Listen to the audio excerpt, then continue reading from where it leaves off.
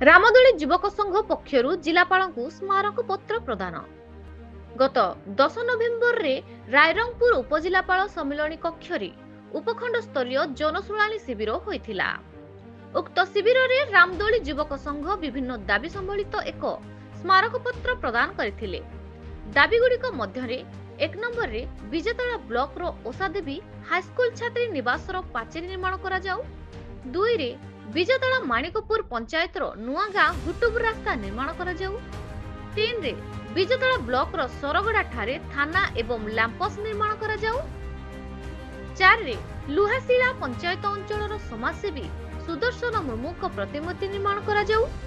दाबी पत्र देवा समय रे संघर प्रतिष्ठाता सुरेंद्र मुंडा एवं सदस्य जरिया मुर्मू, बुधुराम मुंडा, छोटराय मुर्मू और सुकमणि हेम्ब्रम प्रमुख उपस्थित रहिथिले।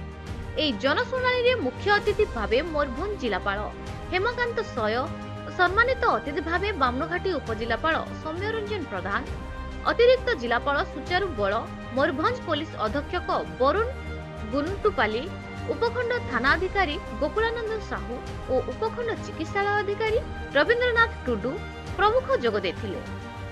मयूरभंज रायरंगपुर श्यामनंद परिडांक रिपोर्ट न्यूज ओडिशा टीवी।